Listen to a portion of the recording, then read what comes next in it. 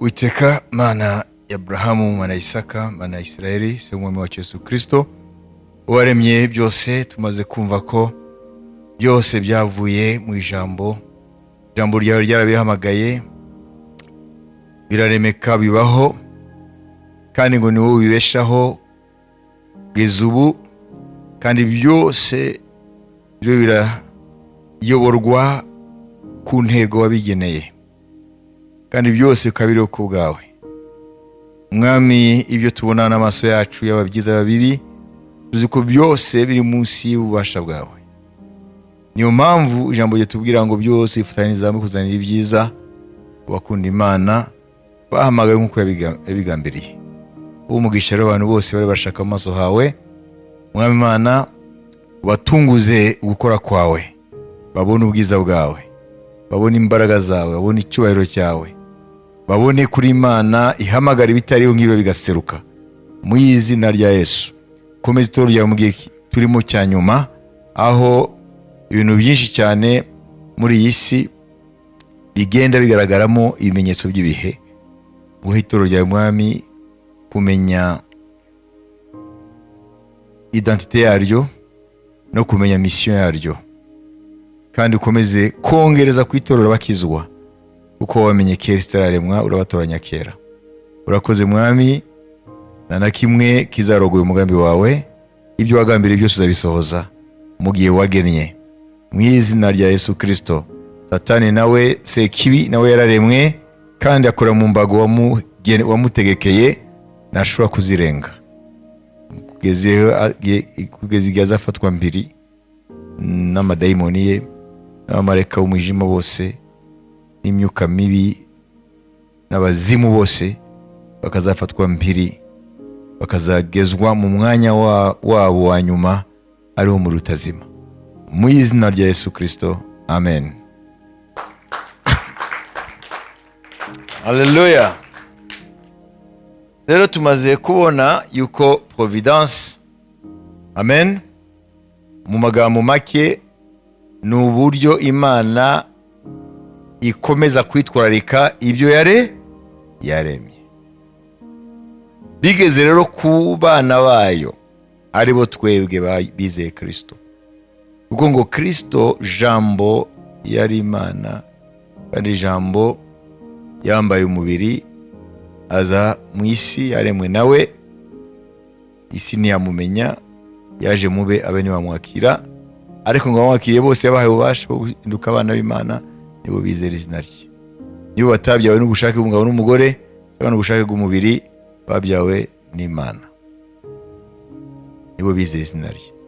Twebwe rero abana b'Imana rero, iyo bigeze kuri providence, iyo bigeze uko Imana yitwararika ibyaremwe, twebwe yitwararika mu rwego ruhanitse. Imana ihabwa icyubahiro. Haleluya.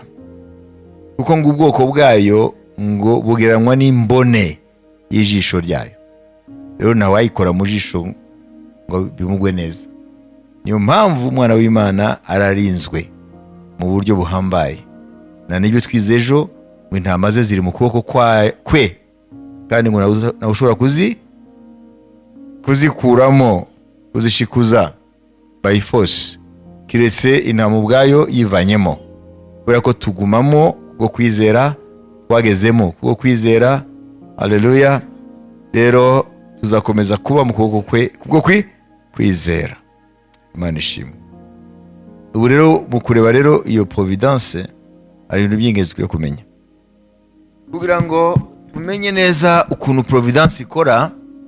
Turaza kwibanda ku nkuru za Yosefu mu gitabo cy'Itangiriro, niho muza kubyumva neza, kugira ngo ibibaho byose nyaza kintu kimwe kizatuma ushidikanya ku Mana, ngo kubera ko haje ibintu bitandukanye n'ibyo nitegaga, ngo nta Mana iriho, cyangwa ari Imana ifite, Imana isenga nta mbaraga ifite. Murazi mwese inkuru za Yosefu, amen, ukuntu bene se bamugirisha ishyari bagashaka kumwica. dusome Itangiriro 37 dore ku murongo wa mbere. Ubwo neti mukuru dusomere ndakubwira aho tugarukira. Hano turabona inkuru za Yosefu, umwe mu bahungu baya Yakobo. Akaba yaravutse mu ndimwe na Benjamin. Sibyo? Abandi basangiye ise. Nubwo ni bene se rero bashatse kumwica. Ku mpamvu turi bukurikire. Somere. Yakobo aba mu gihugu cy'ubusuhuke bwa se, nicyo gihugu cy'i Kanani. Uru ni rwo rubyaro rwa Yakobo. Yosefu amaze imyaka 17 avutse, yaragiranaga na bene se intama. Mu busore bwe yabanaga na bene Biruha na bene Zirupa ba Kasi, akajya abarira se inkuru y'ibibi bakora. Isirayeli atonesha Yosefu, amukunda birusha iby'abana be bose, kuko ari we yabyaye ashaje, amudodeshereza ikanzu ndende. Bene se bamenya yuko se amukunda birusha ibyabo bose, baramwanga, ntibajya bagira ineza bamubwira. Yosefu arota inzozi azirotorera bene se, barushaho kumwanga. Arababwira ati, ndabinginze nimwumve inzozi narose. Utwahambiraga imiba mu mirima, umuba wanjye urahagarara urema. Iyanyu miba ikikiza uwanjye, wikubita imbere. Bene se baramubaza bati, ni ukuri wowe uzaba umwami wacu? Ni ukuri wowe uzadutwara? Izo nzozi ze n'ayo magambo ye bituma barushaho kumwanga. Yongera kurota izindi nzozi, azirotorera bene se ati, nongeye kurota izindi nzozi, ngo izuba n'ukwezi n'inyenyeri 11 binyikubise imbere. Azirotorera se na bene se. Se aramucyara amubaza ati, izo nzozi ni inzozi iki? Ni ukuri njye na nyoko na bene se tuzaza twikubite hasi imbere yawe? Bene se bamugirira ishyari, ariko se ajya yibuka ayo magambo. Bene se bajya kuragirira umukumbi wa se i Shekemu. Isirayeli abwira Yosefu ati, bene so ntibaragiriye umukumbi i Shekemu, ngwino ngutume kuri bo. Aramusubiza ati, ntuma.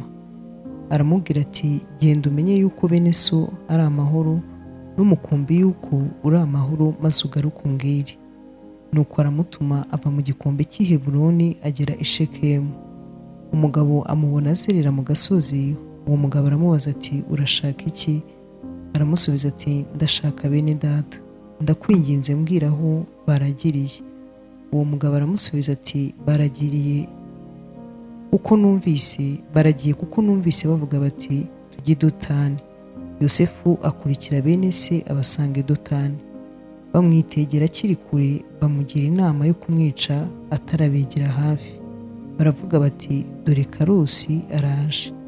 Nuko nimuze tumwice, tumujugunye mu rwobo rumwe muri izi zacukuriwe kubika amazi, uzavuge tuti, inyamaswa y'inkazi yaramuriye, uzamenye inzozi ze uko zizaba. Rubeni arabyumva aramubakiza. Arababwira ati, twe kumuhwanya, kandi ati, twe kumuvusha amaraso, ahubwo mumujugunye muri uru rwobo ruri mu butayu, ariko amaboko yanyu ye kumubaho. Wari ukugira ngo amubakize amusubize se. Yosefu ageze kuri bene se, bamwambura ya kanzu ndende, baramufata bamujugunya muri rwa rwobo, kandi rwari rurimo ubusa, nta mazi yari arurimo. Amen. Kugeza aho murakurikira, turabona Yosefu ko isi yamukundaga cyane, sibyo? Ndetse yamudurisha ikanzu imeze gute? Ni kuvuga ngo nziza. Ibyo byose rero byatumye bene se bagira ishyari. Hanyuma batubwiye ko yajyaga abwira se amabi bakora, byose nabo bakabimenya. Ni ukuvuga ngo amashari yagiye yubakwa uko bukeye uko bwije. Amen. Hanyuma rero biza rero kukomera n'inzozi ze rero. Amen. Reka tugarukire kuri za nzozi. Ari kandi baratubwira yuko batangiye kumwanga cyane. Rero mu 4. bene se bamenya yuko se amukunda birusha iby'abo bose, baramwanga, ntibagira ineza bamubwira. Amen. Amen. Haleluya. Komeza. Yosefu arota inzozi azirotorera bene se, barushaho kumwanga. Kubera iki? Ubwo izo nzozi bumvise ibyo ari byo. Zumva izo arizo. Arababwira ati, ndabinginze nimwumve inzozi narose, ngo twahambiraga imiba mu murima, umuba wanjye urahagarara urema, iyanyu miba ikikiza uwanjye iwikubita imbere. Amen. Izo nzozi murazumva? Bibiliya ivuga ngo Imana ifite inzira nyinshi zo kuvuga. Muri Yobu ngo Dieu parle tantôt d'une manière, tantôt d'une autre. Lorsque les hommes sont sur leur couche. Ngo Imana ivuga mu buryo bumwe cyangwa ubundi, ndetse no mu buryo bw'inzozi, aho abantu bari ku mariri yabo. Inzozi zose ntabwo ari iz'Imana, ariko hari Imana ikoresha iyo mvugo, uru rurimi. Amen. Niyo mpamvu hari abantu barota ibintu bakabibona kandi batari bazi ibyo bintu.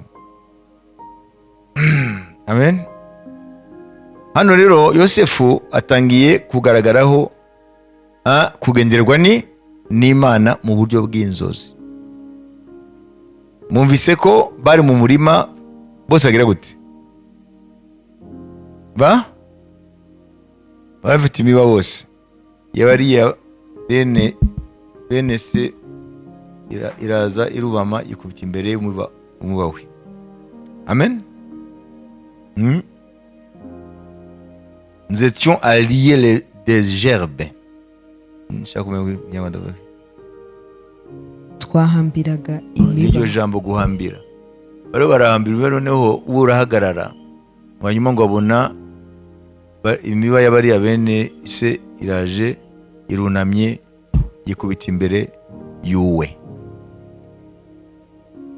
Bararakara, barasanze bamwanze, none bakoza kurusha kumwanga. Ko bamenye icyo bivuga. Komeza. Yongera kurota izindi nzozi, azirotorera bene se ati, nongeye kurota izindi nzozi, ngo izuba n'ukwezi n'inyenyeri 11 binyikubise imbere. Azirotorera se na bene se. Se aramucyara amubaza ati, izo nzozi ni inzozi ki? Ni ukuri njye na nyoko na bene so tuzaza twikubite hasi imbere yawe. Bene se bamugirira ishyari, ariko se ajya yibuka ayo magambo. Amen. Amen. Izo nzozi ko ari ebyiri zifite isobanuro bimwe. Amen. Yabonye izuba niki n'ukwezi n'inyenyeri 11. Amen. Haleluya. Ngo biraza gikubita imbere ye, kubera ko atari inyenyeri 12. Ni ukuvuga ngo Isirayeli afite abahungu 12, nawe Yosefu arimo. None umva ko izuba n'inyenyeri, izuba n'ukwezi, inyenyeri 11 yaje kwikubita imbere yayo Yosefu, kubera ko ni bariya bene nyina 11.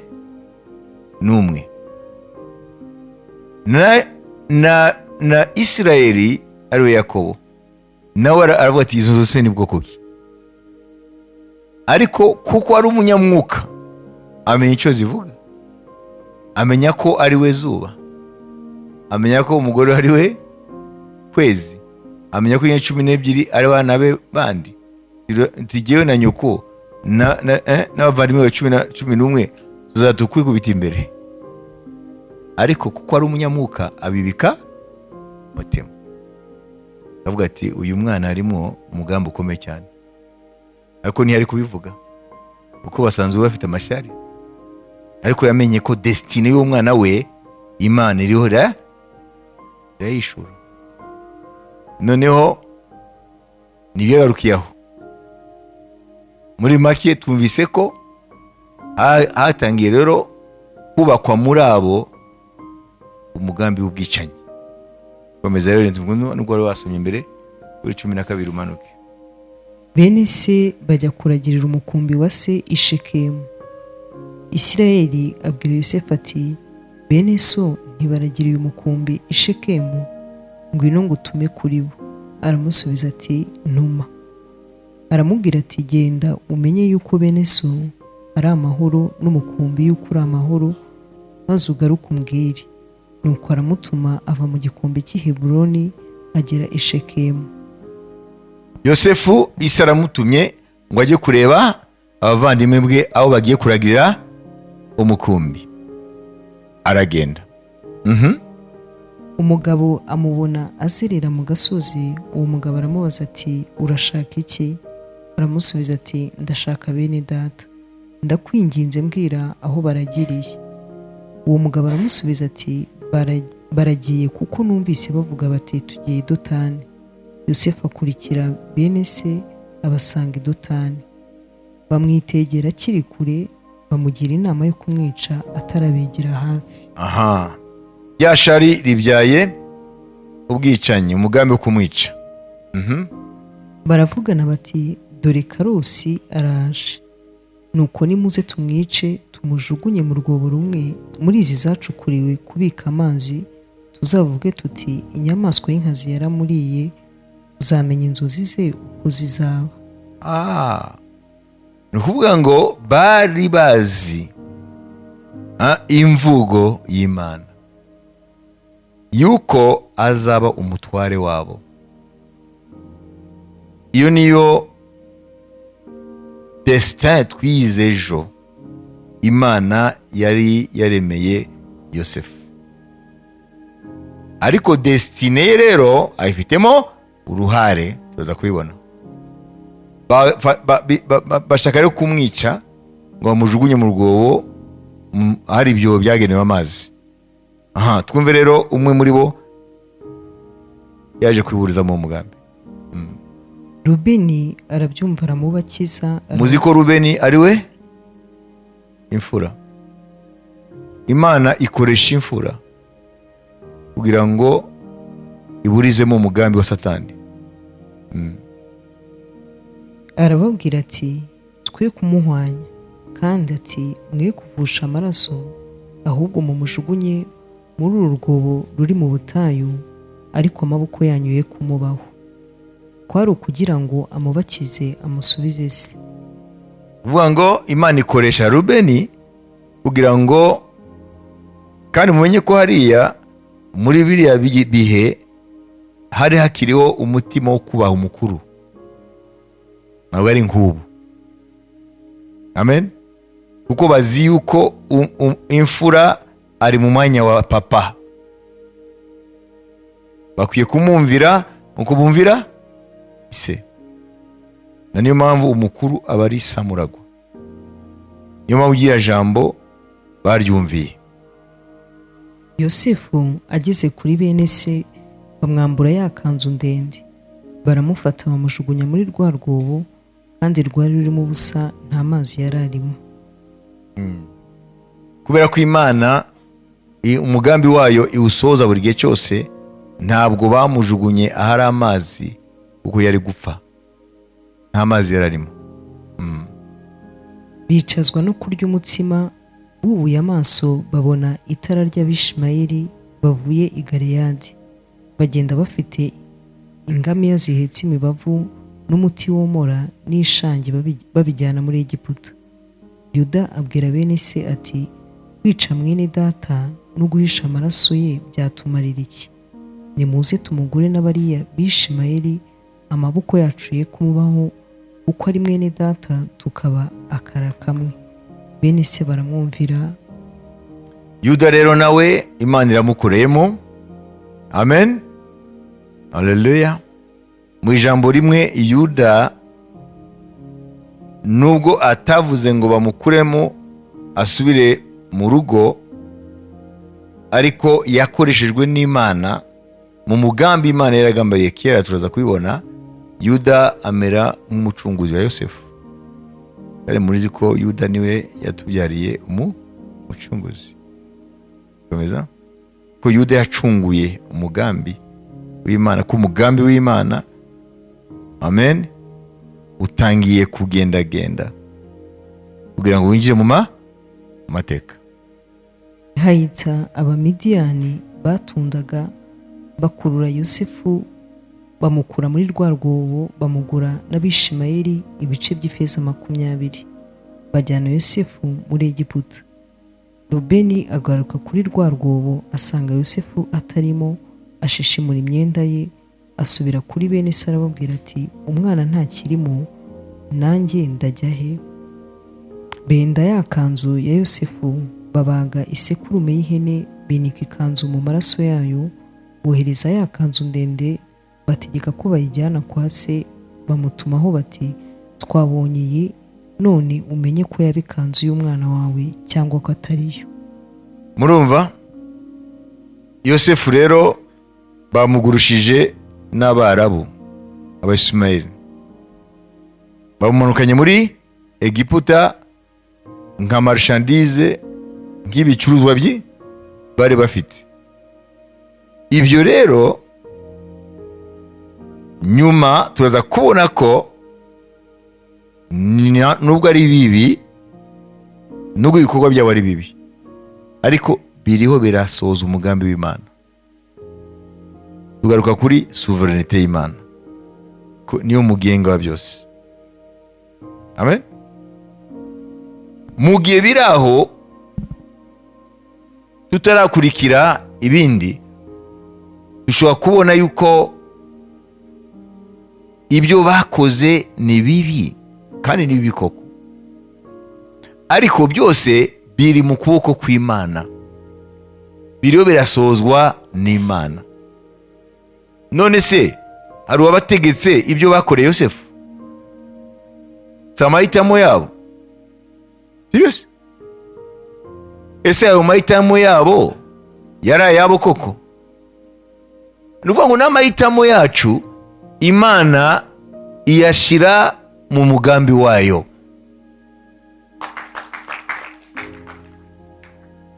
Mwayumvise?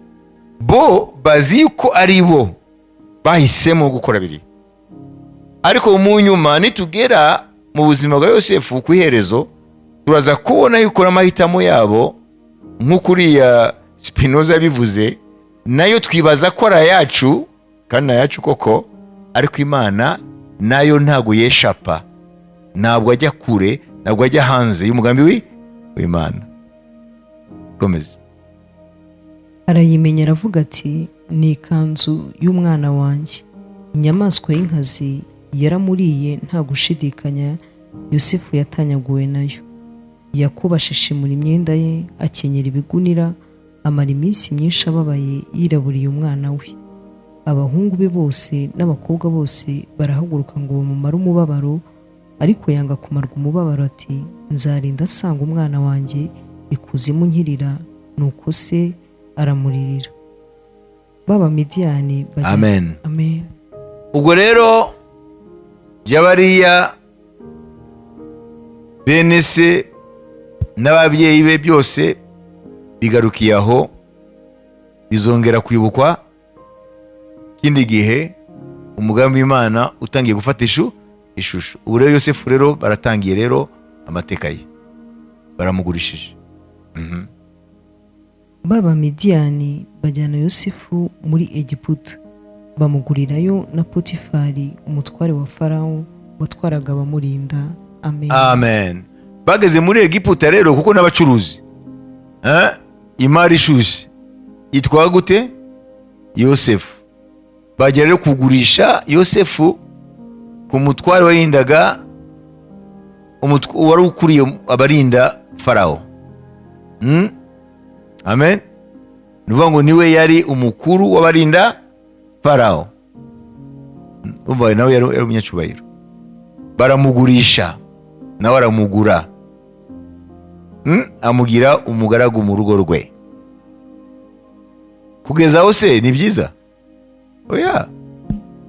Umwana w'imyaka 17 bamuvanye mu muryango, bamuhaye abanyamahanga.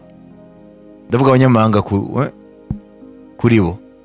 baramujyanye mu gihugu atanazi, badahuje imico. Sibyo gusa, basenga ibigwa mana. Nibyo bita déracinement culturel. Abaye déraciné ni nk'igiti bavanye mu butaka aho cyamenyereye, cyavukiye, cyakuriye, bakagitwara ukundi kugitera mu bundi butaka. Iyo kidapfuye bifata igihe ngo kimenyere. Babibizi. None uriya mwana Yosefu imyaka 17 abaye déraciné culturellement, baramudéracinye. Apana kuza culturellement.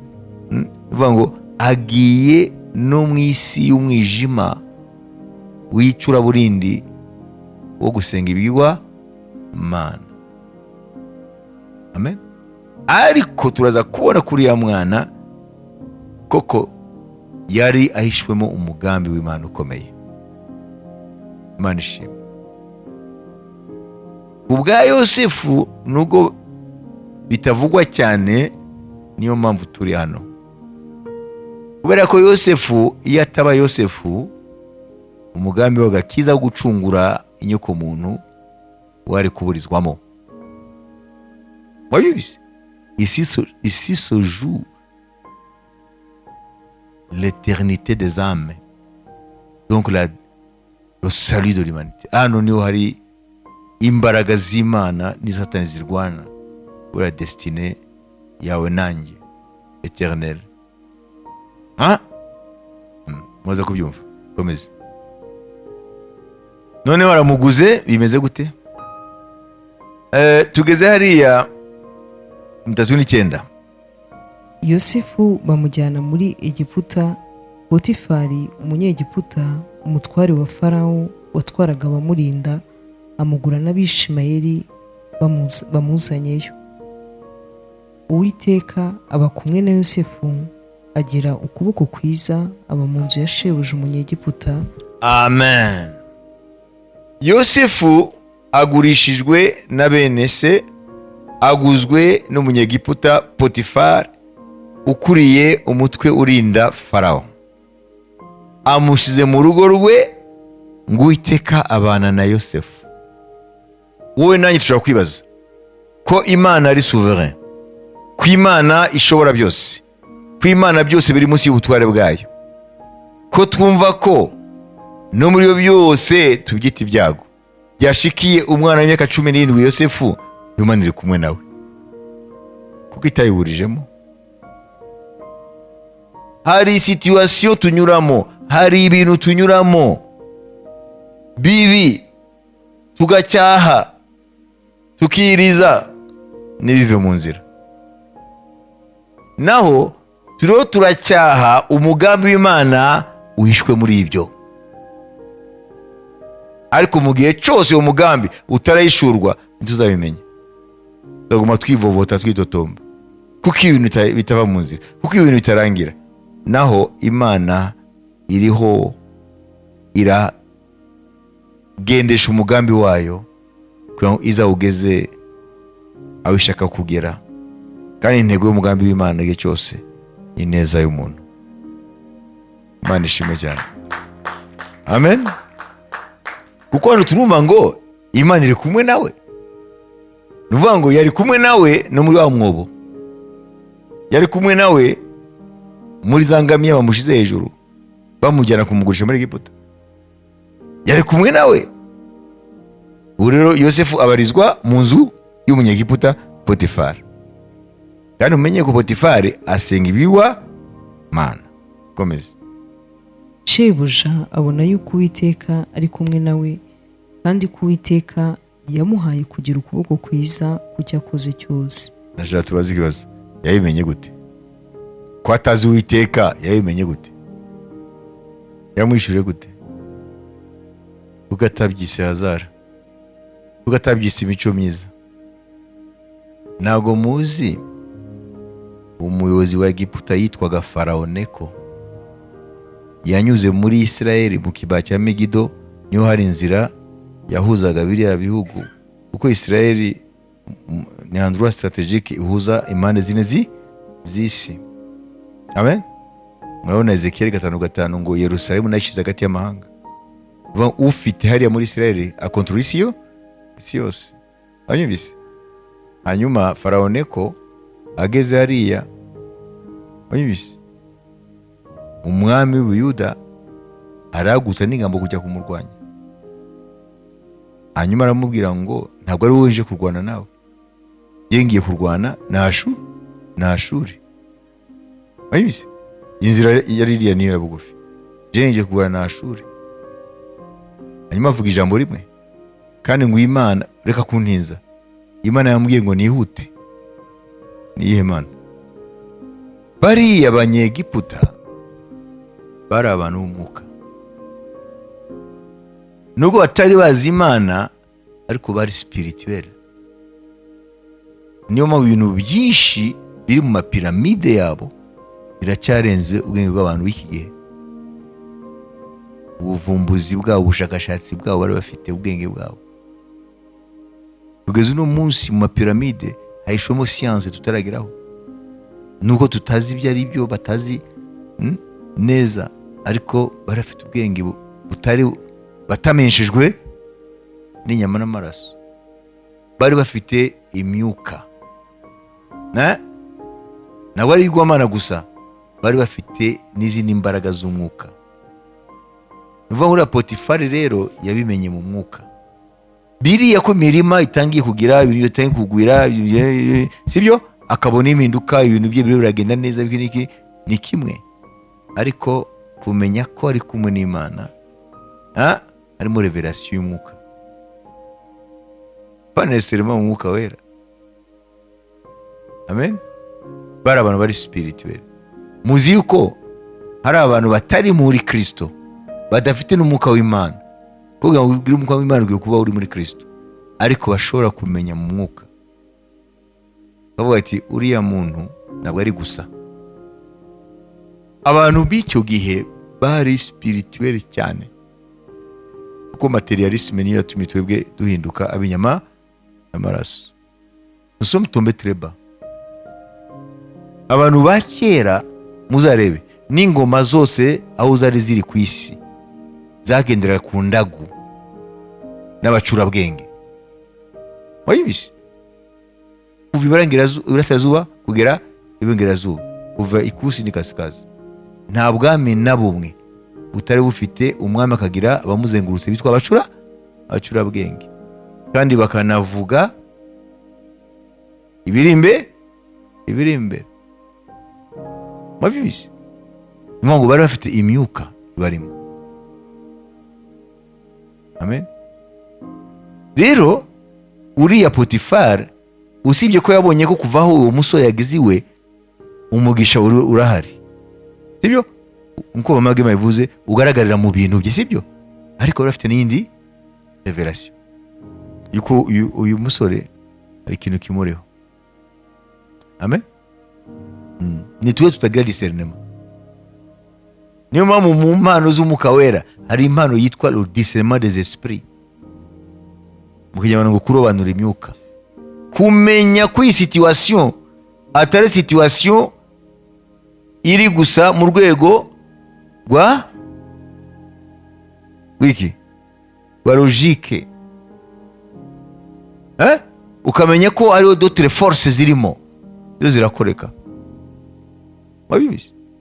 Abantu b'iki gihe nabyo bazi benshi, nubwo muri bisingo n'abasore basigaye bajya kuraguza n'ibiki, ariko ntabwo baragera tubwira nka Potifari.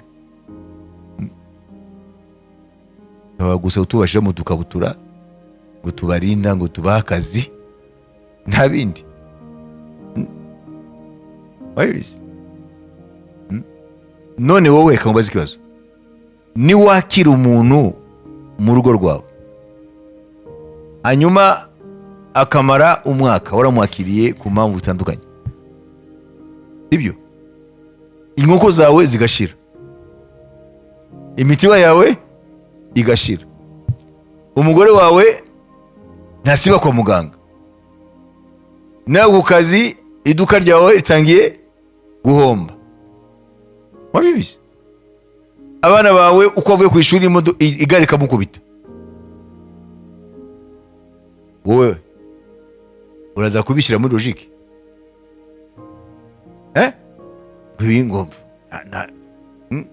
byikoze no uvuga ngo uwo muntu waje sibyo ni igicumbi cy'imbaraga z'abadayimoni zije kudurumbanya ubuzima bwanyu, nutabimenya nawe uzasiga agatwe.